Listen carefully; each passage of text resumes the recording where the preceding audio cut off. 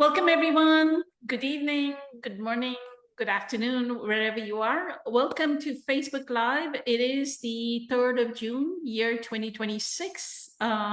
Sorry, we are late by 11 minutes or so. I got caught up trying to do something with my bank online, then I had to reset my password. And so I was late starting. So my apologies for keeping everyone waiting. I did not start exactly at the top of the hour. Let me welcome who we have today on the panel. We have Patricia here, who is part of our core group of meditators. Good evening, Patricia. Good to see you. Good evening. After a long time.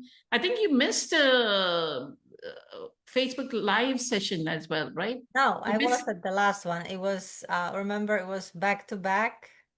Right, right. So, and then Wyatt is here. Good evening, Wyatt. Thank you for joining. So let me start with the question, and then while you're answering the question, Patricia, this is like really funny, this question. This is from Eckhart's website, right? It says, it is easy for you to say sitting on that chair doing nothing, that we should accept what is. You know, he's sitting on a chair and say, uh, that doing nothing, that we should accept what is. How can we accept what is? Like when we are all and about. So that's what they asked Eckhart. Oh, I think I'm, Did you ever feel that he like quietly sits on a chair and then he says, why don't you accept what is? And he's just sitting on a chair in a like he's talking to 2,000 people or 100 people or whatever, like in a retreat. And so everybody seems to think that it's so easy for Eckhart to say, hey, accept yeah. what is, right? Go ahead. So hmm, I think when Eckhart uh, is being basically, yes, he just sits there as being. So I guess some of the egos of people that go there, it's like exactly they're trying to ruffle him. It's like ruffle his feathers. Like, how can you, like, I'm here with my head all stressed out and you're telling me to be still. But my experience was a little different. I don't know, maybe I changed already. But when I hear him, when I listen to him, even from the very beginning, the first, when I was reading a book, something about it was calming me. Like him just being still was helping me being still. Like when he is talking about candles or the logs of fire, then if you have one fire log that it's already burning and you've put next one to it, it just will catch the fire so much quicker. Mm-hmm. So this is how I feel. And That he's the log that is burning us. yes, so honestly, I never really had this feeling that, oh my God, how can you tell me to be? I just was accepting it, that he was giving the truth that I need, and I was not fighting it. I was not, even when we read The Power of Now, it's a question and answer, right? Question and answer. Mm-hmm. And the questioner is constantly like asking, but what if? But it's like, and he has that stillness and gives the answers. They're so right, so true. You know, somebody asked a similar question in our Facebook group. Let me look at. It's the ego. It's the ego trying to find, um, because it's afraid. It's afraid that the stillness just gonna make it disappear, and that's what it. happens. So it's whoever asks that, it's trying, the ego is trying to hold on to this identity, you know, but there's so many problems, there's so many things, and the history and all the things I had to do, and it's just identifications. So, like this person, this is an anonymous member. They said, did Eckhart contradict himself with this? At first, he says, don't look for peace. Don't look for any other state than the one you are in now. Otherwise, you will set up inner conflict and unconscious resistance. Forgive yourself for not being at peace. The moment you completely accept your non-peace becomes transmuted into peace. Anything you accept fully will get you there, will take you into peace. This is the miracle of surrender. That's what he says in the passage. But then, supposedly, in a video, he says that acceptance does not work for everyone. It works for many, but not everyone. So it's a similar kind of question where somebody is asking Eckhart while he's sitting in the chair, it's okay for you to say that move into a state of acceptance, right? But Right, but in a sense, it's not that easy to accept. right, but that's becoming your work, like you accepting that you're not accepting. So there's always this another layer. So for some people, it's like, you're crazy. What do you mean I'm surrendering to not surrender? Like, how can you surrender, not surrender? No, he's meaning, okay, I'm accepting that I'm fighting it. I'm feeling my resistance. And that's what brings you to the present moment. Once you're in the present moment, the light of consciousness is like, it's like that sword that cuts through everything, and you find the peace that through inner body, just listening, like feeling.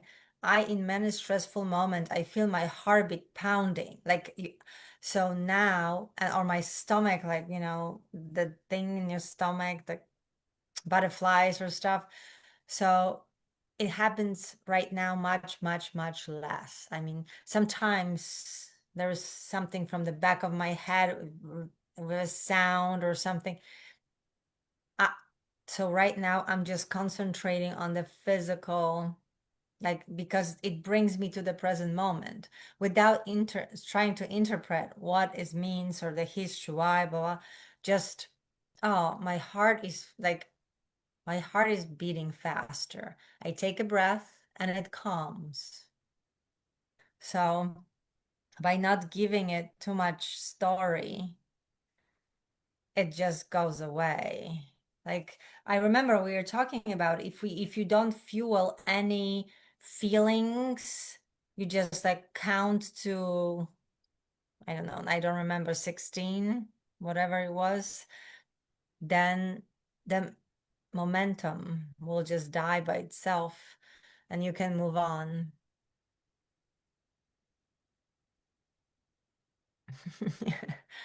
Yes, yes. So that's exactly what Eckhart says. So he is, even in the power of now, with the question, the person is trying to say, oh my God, you know, but it's okay that I'm this, it's okay that I'm that.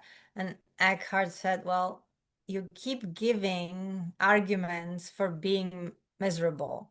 That's your choice. Okay, go ahead, continue. Like, it's still your choice, right?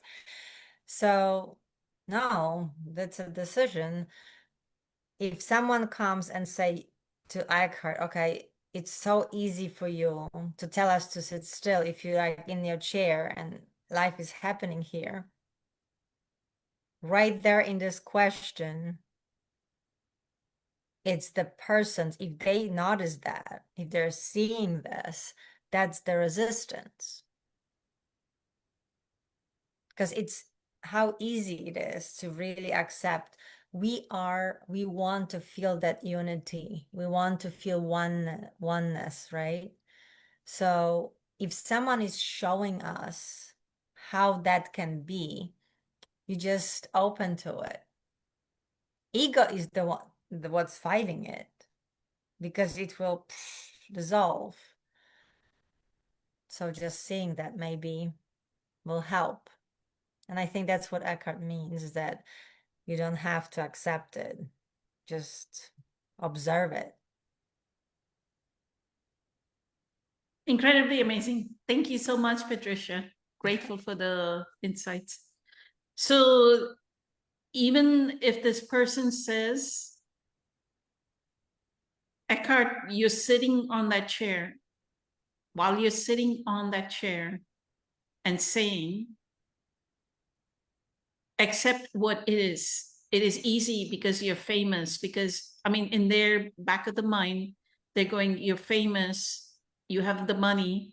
It's easy for you to sit in that chair and say that accept what is. When this person is starting that thought process, they are themselves not in a state of acceptance. Right. They're resisting this present moment. They're in resistance in the judgments that we make of others. And this is like a valuable lesson that everybody needs to learn. When we judge another, we are in a state of non-acceptance. We are coming from that same, this, Yeah, inferior or this like maybe 2,000 years ago or 4,000 years ago, there was this energy where we were one with everything, right? We were more connected to everything and everyone. And this new egoic state of thinking mind has taken over, especially with the Industrial Revolution, the past 200-300 years. This thinking mind has taken over, right? We've given precedence to the thinking mind. We've given precedence to the scientists, to scientific theory, and oh, let science prove this, right? What do you mean that there's one consciousness, or what do you mean there's oneness? So people are judgmental. They give the thinking mind, hang on just 1 second. I think somebody's messaging me. I just want to make sure it's not Francesca. And I don't think it's Francesca. But yes, it is absolutely how So ego mind does. Always judging, resisting. that in itself is a judgment, right? And then they are not realizing that Eckhart. So I'm very humbled by the fact that Eckhart, when he was 28, 29, he left a PhD at was it Cambridge University, right? At 28, 29 years of age, he left because he had the awakening. He left Cambridge, and then he was almost sometimes homeless, sometimes sitting in a, like, if you listen to enough of Eckhart's talks, he talks about, there's one talk about Socrates, where he talks about, oh, I used to live in a bedsitter. I shared my, there was just one bathroom between 5 or 6 other bed sitters, and you had to wait in the line to go to the loo, right? And you would get constipation because of it, because you're waiting, right? Everybody's trying to go and you're not finding, it's not like being in the US and each one has a bathroom of their own, right? You're waiting in line to go to the bathroom, right? Waiting for the other person to use the bathroom. So nobody they just see the magnificence of, oh, Sadhguru is so well off. He's riding this expensive motorcycle, or has an expensive watch, or the Dalai Lama has an expensive watch, but they don't see where this person began. Right. That's the right. journey. They forget the fact that Eckhart has learned out of personal experience, out of being almost homeless. And during that same talk on Socrates, he says, for the longest time, he ate Heinz baked beans and bread because he didn't have money. I mean, that is like taking canned beans and bread, and that's all you eat. How much, how destitute you have to be to have canned beans and bread, right? And then he was saying in another talk, he said he went to like this buffet. You know, you get these buffets where it's a brunch and there's like muffins and all kinds of things, and you can pick, you can walk through and you can take salad, you can buffet. take Yeah, like a buffet. buffet of brunch, right? And he said like he was so careful, and they weigh what you eat, and then you have to pay for how much you have on your plate, right? And he saw like this couple like just fill up their plate with muffins and whatever, and he said, how do people eat so much? Like how can people freely eat? Because he is so conscious of how much he's going to spread on this thing, right? I've heard him say on another one talk that tomato sauce, like pasta sauce, is better than tomato sauce. I've also had tomato sauce and pasta. So just cheap 20-cent tomato sauce, right? He's been in that position where he didn't even have money to buy pasta sauce, which is like maybe $1 or something. Maybe when he was this thing, it may be 60 cents, or it may be a higher price than tomato sauce. But he's been in a position where he's used tomato sauce and bread. I am just curious. Do you remember? Do you know what he answered to that? Did he start to defend, that he wasn't always like that? No, he did not defend. What he responded with is, it may look like he, then I'm going to come to his response. What Eckhart said is, let me finish the other train of thought.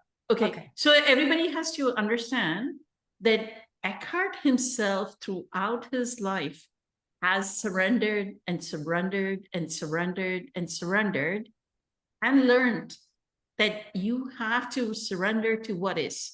In A New Earth, he says there are only 3 modalities of awakened doing: acceptance, joy, enthusiasm. Those are the 3 states we need to be in, right? Joy is when you're enjoying, like if you enjoy like I enjoy cleaning, so I'm joyful about cleaning. If I enjoy meditating, then I enjoy meditating, right? The enthusiasm is when you're enthusiastic about something, right? Like I'm enthusiastic about cooking certain kinds of foods, so there's the enthusiasm. So those are the 2 different states, right? Enthusiasm and joy.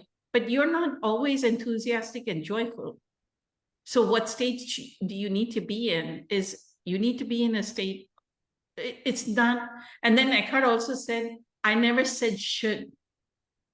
He is so sweet. He is so sweet. I mean, they are so beautiful beings. Like even I've heard Dr. Joe Dispenza say something like that. He'll suddenly say, oh, men also have emotional, come from emotional something. He'd say something and then he'll realize that he shouldn't label something so generically, right? Like stereotype everything. And he'll take his words back and he'd say, sorry, I said this, but I didn't mean to say it in the way it sounds, right? They're so, and the same thing when this person said, oh, you should accept what is. Eckhart says you should accept. Eckhart says, first thing his response was, I never said should. Right? And then he said that it may seem like I'm in a chair, enjoying, I mean, I'm in a chair and I don't have any challenges, but as you go out in the world, you will face challenges. And I'm sure Eckhart has his own challenges, right?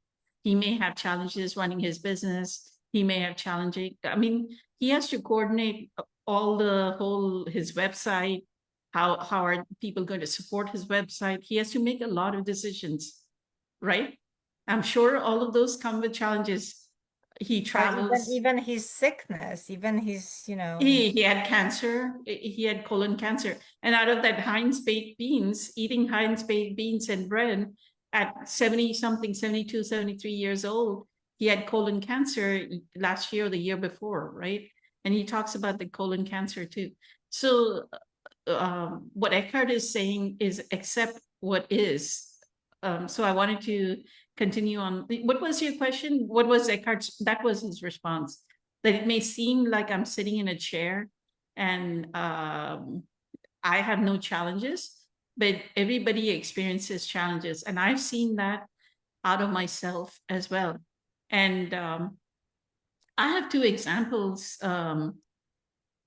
I had just picked up Eckhart's book in 2011 or something, A New Earth, and I was just reading this part about acceptance, accept what is.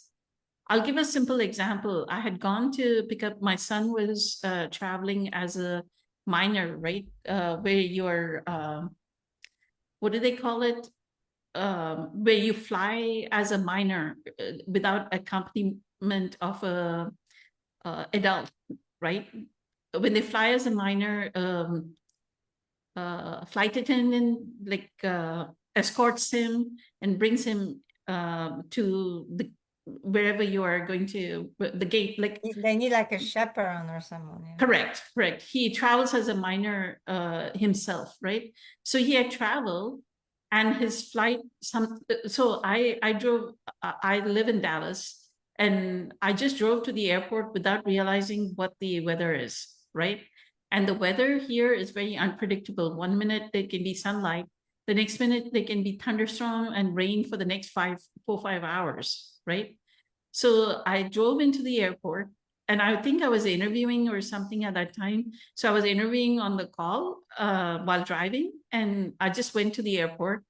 When I arrived there, which was maybe at 6, 7 o'clock in the evening, they told me, oh, his flight got canceled. I mean, his flight got redirected. It's not going to arrive at 7. It'll arrive at 9, right? Later on, they told me, no, they redirected, the flight didn't have enough fuel. It went to San Antonio and then came back to Dallas. So they had to refuel in San Antonio, come back because it started raining and thunderstorm and whatnot, right? I waited at the airport from 6:30 in the evening till almost 1 o'clock at night. So like 5.5, 6 hours, right? All alone, almost, I was the only one in the airport waiting for this son of mine, right? But every moment, I would go to the gate agent and go, and the gate agents would change as well, right? Like sometimes there's one person, another person, then they would say, oh, this is not at this gate. Now the flight is going to come at C22. Maybe it's coming at D22. And now it's going to come at C22. So I had to go walk over there to the other gate. Then I would have another gate agent, right? You won't believe it. I was always grateful just because of Eckhart's teachings, right? And I had just learned about this acceptance. And I was like, this is the perfect moment to learn acceptance of what is. Instead of going, oh, and I could see, you know, what was happening is I'm sure other flights were getting canceled. And I would see these people come off a flight, their flight got canceled, they would yell at the gate agent, they would be irate with the gate agent, right? Because their flights got booked or redirected or what have you. And I was like, oh my God, this is what Eckhart says about accepting what is. Right. And I would just go, and it's not like I mean, now this is like 2011. So this is like 15 years back, right? So this is just initial awakening and initial spiritual this thing. And I was like always in a state of gratitude that for the gate agent, that whenever I walked up to them and said, hey, my son is on that flight, I'm kind of worried, right? Like whether he's okay or not. It's been like a flight that should take 3 hours now is like 9 hours. has he eaten? What has happened to him? I have no, like, he's not even texting me and letting me know, right, what's going on with him. Like, he's that, I mean, he's 12 or 12 years old or whatever, 10, 11 years old. He's not even texting me and letting me know. But I realized that this is what Eckhart is saying about acceptance of what is. Exactly this. I practice it. Airports, honestly, traveling with group of people with a lot of cancellations, delays, and a lot of people trying to get to their destinations. And now with also TSA, with checking everything. Oh my goodness. Definitely, if you want to practice that, go fly somewhere. Acceptance of what is, right? But It's it makes it possible. It makes it was so easy to do. and And what happened is my battery died on my phone because it had been 4 or 5 hours, right? And I wasn't expecting that I would have to stay at the airport for that long, so I didn't take my charger. From then on, whenever I travel somewhere, take my your charger. my charger is always with my phone. Yes. I mean, I don't carry a battery pack. A lot of people carry battery packs.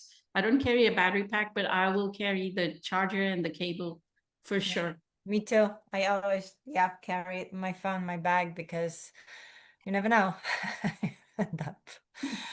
So that's a big lesson. And yes, it's so simple. Yet when you are starting the journey, this is the last thing you want to hear. Like if someone is very, very upset, you say to them, just calm down. What do you mean you calm down? Right? That even makes them more upset. So you can only help them calm down by being calm yourself. Kind of instead of just telling them mentally, you actually have the energy, which the work is here. The work is on you. If you want to help someone, if you want to help the world, you got to help you first. Make this human being grounded, centered, whole, joyful, peaceful. No, and that's Makes it's sense. work. It's sometimes it's a lot of work. And I think that overcoming having to prove that you're right and just allowing in a moment to be yourself to be wrong, that ego hates that humility that Yep. wrong. And the other example of acceptance of what is I gave is I had 2011 to 2012. I couldn't find a job. That was like some kind of weird economy where I was not finding a job, and I had to use up all my savings. So in 2012, I had to sell my house to generate, like, get the equity out of the house so I could pay my credit cards and all that. I mean, how much, like, you just have the last $1,000 in your bank, right? You're about to you need to pay your rent. You need, I mean, whatever, mortgage or rent next month. You need to pay your bills. You need to pay your just imagine, and I'm alone here by myself. Like, it's not like I have like a relative that I can call and say, hey, can you give me $5,000 for the next month's whatever, right? Like, to living expenses. It's not like I could ask anybody. I'm here alone and I have a kid, right? I was a single mother at that time. It just so happened, and this is where again this is tested, this selling of the house. Like, I would the real estate agent that I engaged, I would look at them as like God, like they were like God's angel that came across my path to help me out in this situation. Like anybody, like he would say, oh, you need to empty out your house If he said that, I would do it. If he said, you need to repaint your house, and I didn't have the money to repaint the house, I would tell him, no, I don't have the money to repaint the house. What else can I do? Because he's trying to stage the house for selling, right? So he would give like a few ideas. You can do this, or you can do that. Whatever I could do, I would do. Like if it meant that that day was a day that somebody I had to show my house to somebody, and I had to leave and sit in the library for 2-3 hours while he was showing the house. Like you have to empty the house out, right? You cannot be in the house while the real estate agent is showing your house. I would go sit in the library, inconvenience yourself, and you go sit in the library, and I would go look for jobs while I'm sitting in the library. But guess what? That's surrender. And that's when I learned, that's my spiritual lesson of surrender. The greatest lesson of surrender was that period of time. After that, I was never challenged. Like, it's like, if you pass that test, right? What I have learned, if you pass this test, and this is for anybody that's talking about acceptance, if you pass the test of acceptance, you will never, ever in your life, ever get that lesson back again. That, hey, Poonam, can you surrender? Because I know how much it took. Like, instead of our fear arising, oh man, what am I going to do? Am I going to have enough money? How am I going to take care of my kid? How am I going to take? None of those questions came around. Like, I hugged my house. Like, when I was leaving my house, I touched the walls and hugged that house. I loved it so much because it was my first house that I had owned by myself, right? And I had to give it up, right? And it was a beautiful home. And I knew that I would come into a position where, again, I would buy a house, right? So I knew that would happen. But for now, I needed to let go of this. And so I hugged it, and I mean, I sold it. But that thing of surrender, I remember he would say, okay, now get your sprinkler system fixed. Now get this fixed, get that fixed. And I would do the little things. I just called a handyman and just had him patch, like repaint certain things or finish up certain things. Whatever he asked me to do, I did. And for that matter, there was a buyer, the first buyer was a family. And for whatever reason, this real estate agent said, no, I don't trust this family, right? They may renege on their offer. I feel you should be okay with letting go, right? You should let go of this buyer. And I was like, okay, let go. And here's in the background, there's just $1,000 in my bank, right? There's just $1,000 in my bank. I cannot, I want the first buyer to, whoever comes across to, but when he said that, I said, that's my God's angel. If he says no, I'm going to say no.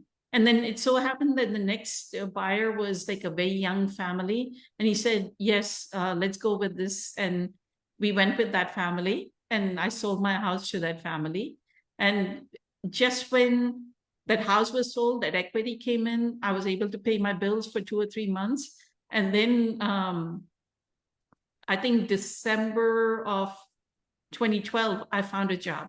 And then actually for the first month, my best friend had to help me out because my job didn't pay me for 3 weeks. Like, they don't pay you, like my paycheck came 3 weeks later. So it didn't come exactly like at the beginning of January. So for that rent, I had to ask my best friend to help me out for rent. And then I paid her back. Like, as soon as I got my paycheck, I paid her back whatever she had loaned me. But still, be able to ask that and say, hey, can you help me out with I think I was short $1,000 or something on my rent.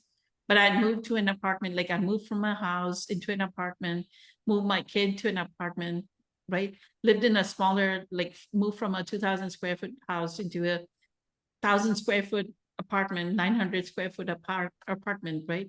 And then we were so happy with that. So that is the level of surrender that Eckhart is talking about. What helped me, I think it wasn't Eckhart that told the story about this father that had a son, and that there was a horse, and He fell off the horse. no matter what happens, the other neighbors, oh my God, it's it's such a shame that there's this wild horse or whatever. So he got the horse, and then the son rode the horse and fell off the horse and broke the leg. And then the neighbors are, oh my God, your son broke the leg, and that's so horrible. But then because of that, he wasn't pulled to the army. Like when he all said, this- the man said maybe. Like Right. every answer, he had the response of yes, maybe. So the neighbor said, "Oh, isn't it so bad that your son fell off the horse and he's in the hospital?" And he said, "Maybe." And then but because his son was in the hospital, he was not drafted in. Right. whatever. So at sometime in that moment, situation may seem bad or great, but you don't know how that's gonna develop. So you just completely Correct. trust that it meant to happen. Correct. And Yeah. we cannot accept with the mind. We cannot say, oh, I'm going to accept what is, and mentally say, I'm going to accept the energy of our consciousness or our inner being needs to come through. And that inner being needs to accept, like the beingness of us. Like when we go into stillness, that stillness needs to accept. And when we merge with that stillness of the beingness and we accept from that beingness, then there's some kind of spiritual energy that we bring to the situation, and the situation will dissolve. Just like what I'm saying, right? Because there's no resistance. When I brought that spiritual energy of, I mean, I was really joyful during that time. Because I got a chance to stay at home with my son. Like I would cook for him. I would be happy to spend time with him. There was like a joyful energy. And because of that joyful energy, that beingness, the situation will change. The right person comes in, you sign the papers at the right time, you get the equity. Like when I had the last $1,000, the equity got deposited. When the money from the equity ran out in December of that year, 2012, I got a job, right? Like that spiritual energy of our beingness. So that's why The trust in the universe, right? And the universe is everything. always working for us. The universe is, if Tony Robbins says, right, the universe is always working for us. With that, let me go to Wyatt because it's getting close to the top of the hour. Wyatt, you want to share something, and let me check if somebody has responded online, which Yeah, I'm just learning, and it doesn't matter what I got going on within me. When I hear the two of you converse for many months now, the energy of each of you recenters me in the exact same energy, and it's a wonderful blessing. And I really want to thank you again, and Patricia, because of all the people on the call, you two are the finest messengers I've had in many, many years.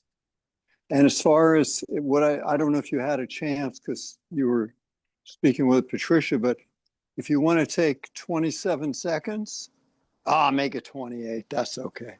And read the few messages I sent to each of you while you were conversing. That'll answer your question of how I'm doing. let me read the responses that you put in here. Okay, give me 1 second, Wyatt. Sure thing. You said Patricia hit a target. I sent 4 or 5 messages on this call. I'm gonna read them all. Okay. The reason just so being, that you can both hear it at the yes, same time.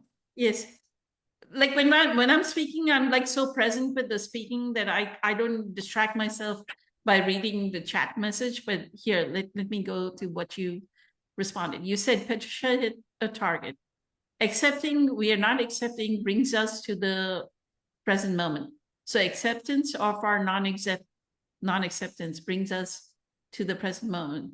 Beautiful. And then you said, we are the dancer and life is a dance. That's what Eckhart Tolle says. Other people are the reflection of ourselves. That's other input from you. Grateful for it, Wyatt. We attract people as messengers for our own growth. That is so true. And then Wyatt says, when I accept the behaviors of others and what you described in traveling, etc., I simply watch with complete detachment, and it has worked every time over decades of time. These situations are always peaceful for me when my ego-driven conditioned mind doesn't need to prove myself to anyone, especially to my ego. The next input is present moment awareness is the key. When I'm around my older sister, along with my inner purpose, no matter what situation and the people around. And you said yes. And online, Alma is saying ego hates humility. Yeah. And thank you, Alma. Thank you for being with us. Grateful for the input. Go ahead. And Wyatt. I use the word yes in regards to what you had just said to Patricia before you came to me. So I am, and both of you said before you came to me a moment ago about, and you quoted Robbins, but he didn't invent this. He just got different languaging, different words. Everything in the universe is for us. It's for me. And what I noticed is that when I stopped taking care of her as if she were my surrogate mother a few weeks ago from a call we were on, what I began to notice was that I go into such extreme detail with her and other people because I'm looking for somebody to be a surrogate mom to me wherever I am, whenever this comes up. And so I just shut my mouth in mid-sentence or I catch it before I even have utter a word. And it's like, I'm fine, you know? And the beauty of all this is that when the way I starve my ego is to not fall for the bait on the hook that maybe this time I can prove to myself by getting other people to agree with what my ego doesn't believe about myself to begin with. So all I'm doing is tightening the straitjacket on my soul, and it's tempting to run faster in a circle. And it does nothing for me at all.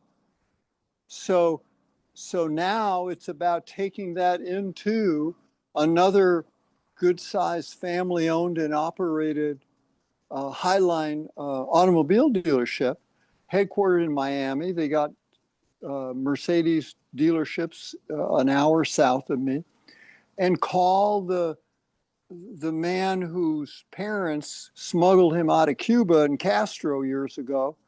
And the guy's a billionaire today, but he's all about humility. And when my doubts come up, it's my ego saying, oh, and what I'm doing actually, by the way, quickly, I'll tell you, my ego begins to project my own self-doubt. My ego projects the self-doubt it wants me to have to be dependent on it.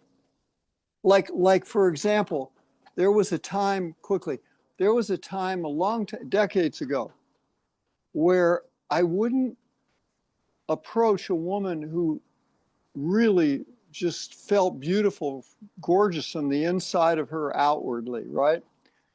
And the reason I'm telling you that is that instead I would get in relationships with women that were what was called fixer-upper, like women do with men. And my point is that I realized that the trick to not being abandoned, but even I'm abandoning me by being the one who's going to fix her, I could never do a completely 100% great successful job with her because then I'd be out of a job like an efficiency expert. Yeah.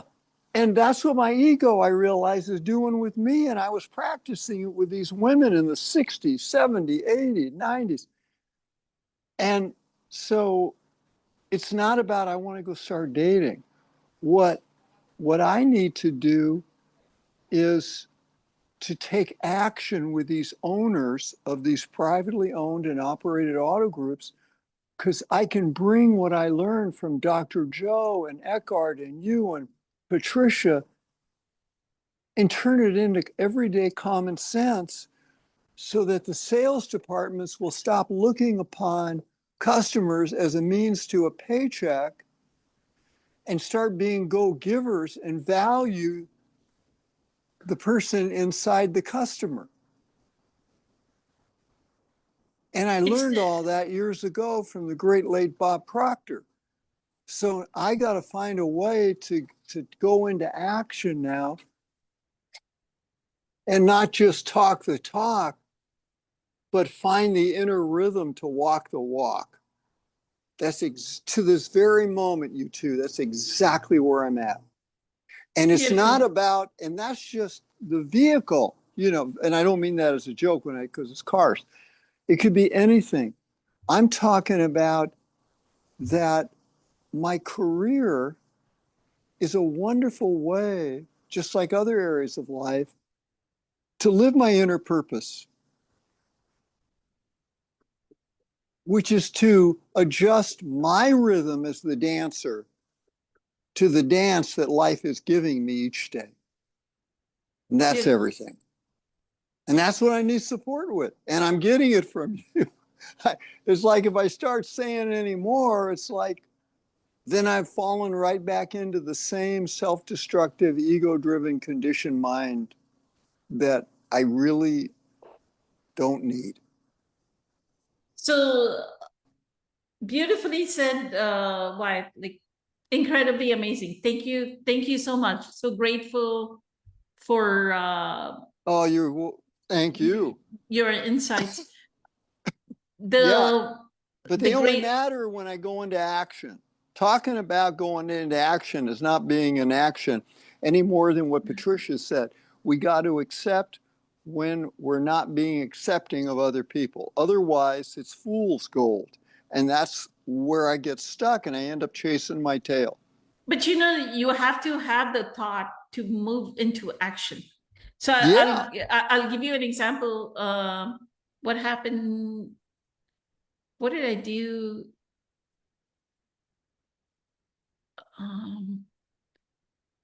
I think I cleaned my floors on Saturday, right?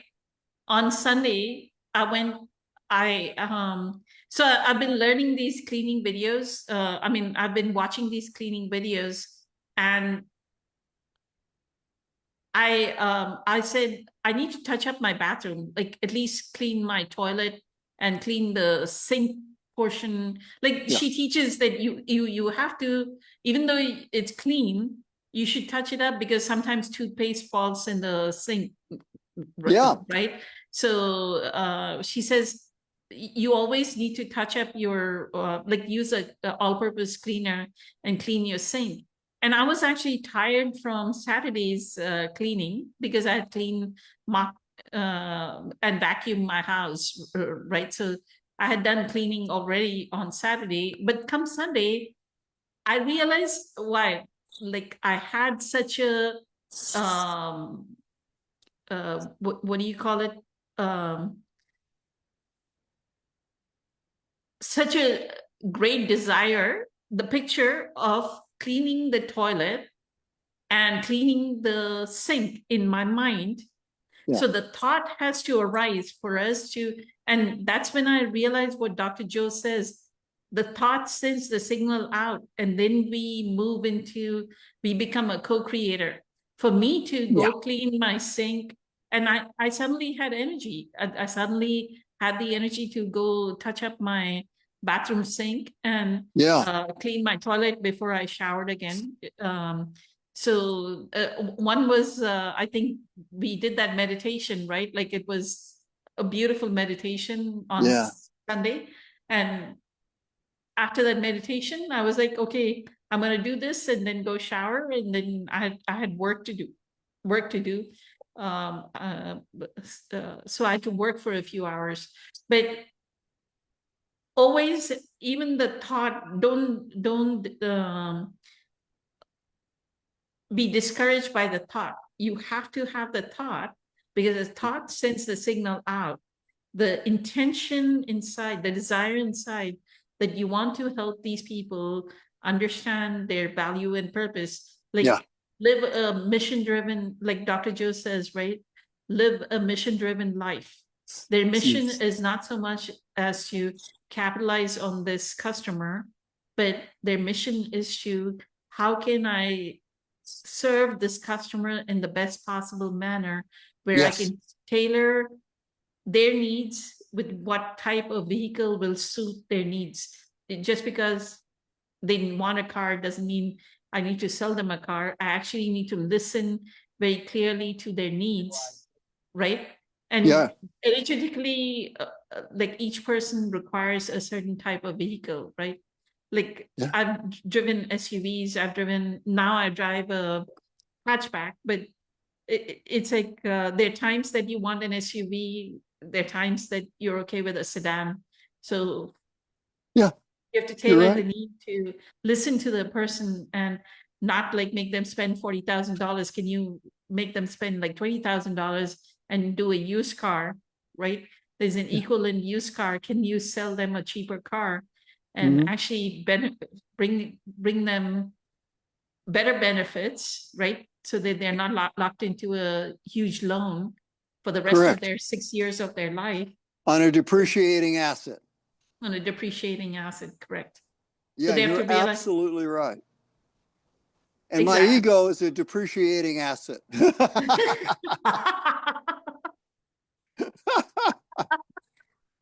Oh, Whoa, mm. that is a beautiful joke. Okay, let me check online if All right. A pleasure. I learned Alma- a lot. Thanks for Alma being the said messenger, you and Patricia. I really am grateful. When I just laughed and you laughed, I literally I had no roadblocks. There was no ego now. And I was just in the joy I brought to presence. I love it. beautiful. Thank you. Beautiful. I And love it. so not only, so now you have to be married to your mission.